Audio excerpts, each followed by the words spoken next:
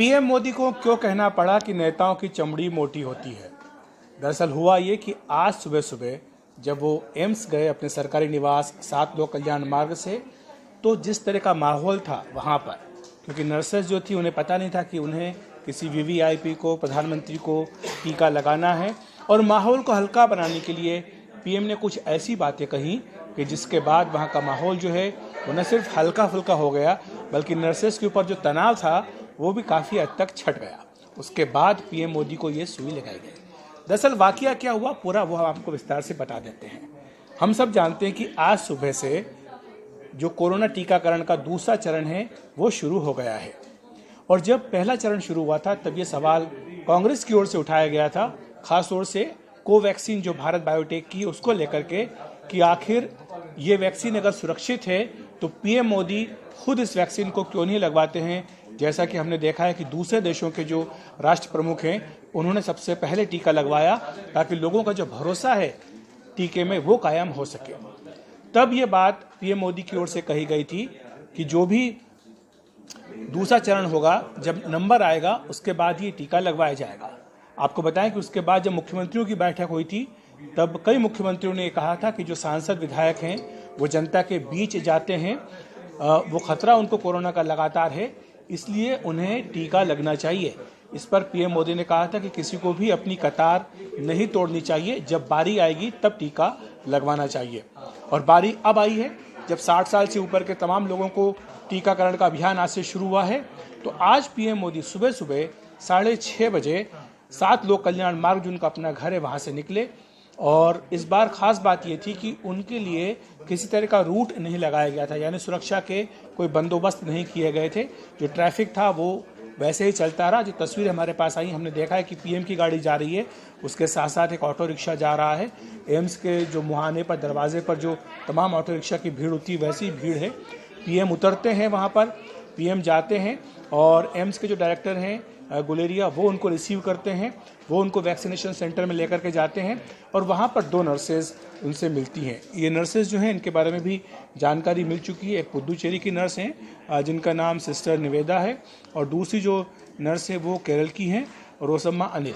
तो दोनों ही नर्सों ने उनका स्वागत किया और पीएम को ये लगा कि शायद थोड़ा सा माहौल तनावपूर्ण होगा, क्योंकि नर्सेज को लग रहा कि प्रधानमंत्री उनके बीच में। तो माहौल को हल्का करने के लिए उन्होंने पूछा कि जो सुई है क्या वो सुई तो नहीं है जो पशुओं को लगाते हैं, जानवरों को लगाते हैं।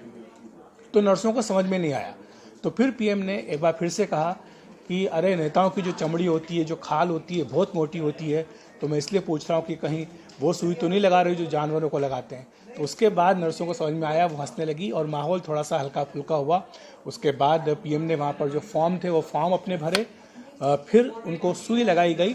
और सुई लगाने के बाद जो नर्स है उन्होंने कहा कि पीएम ने उनसे ये कहा कि लगा भी दिया और पता भी नहीं चला, यानी वो बहुत हंसते हुए उन्होंने अपनी जो टीका था वो लगवाया। और नर्सेज से बाद में बात की मीडिया ने, तो नर्सेज ने बोला है कि उन्हें बहुत अच्छा लगा कि पीएम मोदी उनके साथ थे, उन्होंने सारी प्रक्रियाओं का पालन किया। वो आधे घंटे बाद में रुके भी ऑब्जर्वेशन सेंटर में, जहाँ उनको देखा गया कि कोई उसका साइड इफेक्ट तो नहीं था टीके का, और उसके बाद वो वहाँ से गए हैं। तो आपको बताएं कि ये जो पूरा संदेश था उसके पीछे, संदेश के पीछे क्या क्या उनकी कोशिश थी। पहला संदेश उनका ये था, ये कहा गया कि जो नर्स हैं वो पुडुचेरी की थी, पुडुचेरी में चुनाव होने जा रहा है। जो दूसरी नर्स थी वो केरल की थी, केरल में चुनाव होने जा रहा है। जब पीएम वहाँ गए तो उन्होंने एक असम का जो गमछा होता है जो कि असम की महिलाओं के आशीर्वाद के तौर पर माना जाता है, वो उन्होंने पहना हुआ था। तो ये एक तीसरा संदेश असम के लिए हो गया जहाँ पर चुनाव होने जा रहे हैं। और साथ साथ पूरे देश की जनता को एक बड़ा संदेश, कि पहला संदेश तो यह था कि उन्होंने या किसी ने भी बारी अपनी नहीं तोड़ी, कतार में वो आए, जब उनका नंबर आया तब उन्होंने टीका लगवाया, किसी तरह की वीवीआईपी संस्कृति का परिचय नहीं दिया। और दूसरी बात ये थी कि कोवैक्सीन जिसको लेकर के सबसे ज़्यादा आपत्ति की गई थी भारत बायोटेक की, इसका ट्रायल अभी पूरा नहीं हुआ है, इसके डेटा अभी तक सामने नहीं आए हैं, तो उन्होंने भारत बायोटेक की वैक्सीन लगवा करके संदेश दिया है कि वो पूरी तरह से सुरक्षित है। और तीसरा संदेश उन्होंने देश की जनता को दिया है, उन्होंने अपील भी की है कि वो आगे आएँ और ये जो टीका है इसको लगवाएं। इसके बाद बीजेपी की ओर से कहा गया कि जो बीजेपी के तमाम मंत्री हैं, सांसद हैं, विधायक हैं, वो अगले 1 हफ्ते के भीतर अपने अपने क्षेत्रों में जाकर ये टीका लगवाएंगे। सबसे बड़ी बात यह कि ये कहा गया इन सबसे कि आप सरकारी अस्पतालों में ना जाए जहां मुफ्त में लग रहा है, बल्कि प्राइवेट में जाए जहां पर कि आपको पैसा देकर के टीका लगना है। तो इसके पीछे संदेश ये है कि जिन लोगों को ज़रूरत है, जो लोग अफोर्ड नहीं कर सकते टीका लगवाना, उनको सरकारी अस्पतालों में मौका मिलना चाहिए। हालांकि सियासत भी शुरू हो चुकी है इसको लेकर के। मल्लिकार्जुन खड़गे जो कि राज्यसभा में विपक्ष के नेता हैं, उनका बयान आया, उन्होंने कहा कि वो खुद 70 साल के हैं, वो 10-15 साल मुश्किल से जिएंगे, उन्हें नहीं लगता कि उन्हें टीका लगवाना चाहिए, बल्कि टीका उन लोगों को लगना चाहिए जो युवा हैं, जिनका भविष्य आगे काफ़ी लंबा है, चलने वाला है।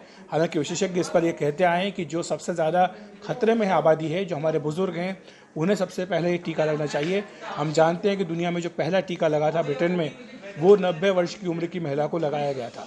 तो इसके टीका लगाने के पीछे उद्देश्य ये है कि आप सुरक्षित रहें और आपसे किसी और को कोरोना ना हो। तो शायद ये वजह है कि सबसे पहले जो सीनियर सिटीजन है उनको ये टीका लगाया जा रहा है। तो बहरहाल इस पर सियासत है वो चलती रहेगी, लेकिन आज पीएम मोदी का ये एक तरह से बड़ा संदेश था देश की जनता के लिए कि किस तरह से टीका न सिर्फ सुरक्षित है, बल्कि आपको अपनी कतार आने तक इंतज़ार करना चाहिए।